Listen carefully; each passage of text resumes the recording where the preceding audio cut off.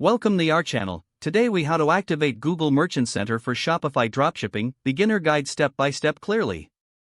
To activate Google Merchant Center for Shopify Dropshipping, start by logging into your Shopify store. Next, navigate to the Apps section in your Shopify admin panel. Look for the Google Channel app and click on it. If you haven't installed it yet, use the Shopify App Store to find the Google Channel and install it. Once installed, open the Google Channel app within your Shopify dashboard. Sign in to your Google account that you want to link with your Merchant Center.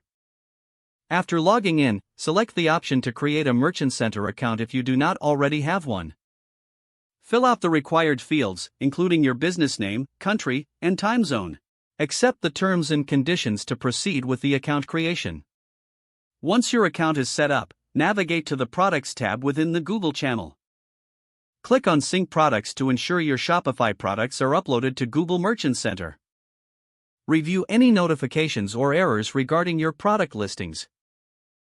If there are issues, follow the prompts to correct them.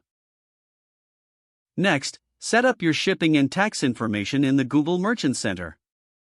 Ensure that your store complies with Google's policies and guidelines.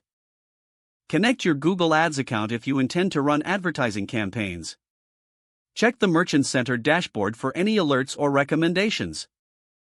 Review your account settings to ensure everything is configured correctly. Once all steps are complete, monitor your Merchant Center for performance and updates. With these steps, you will successfully activate Google Merchant Center for your Shopify dropshipping store. If the page does not load, refresh the browser or try again in a private or incognito window.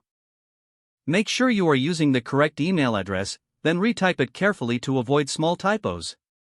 If your password is not accepted, use the reset option and create a new strong password you can remember. Check your spam folder for verification or security emails, then complete any requested confirmation steps.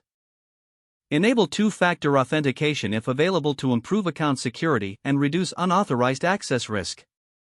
After signing in, review your profile details so your contact information and settings are accurate and current. If you see an error message, note it down and try again after restarting your device and internet connection. Log out when you finish, especially on shared devices, to keep your account and payment information secure. Don't forget to like this video and subscribe to our channel for more step-by-step tech guides.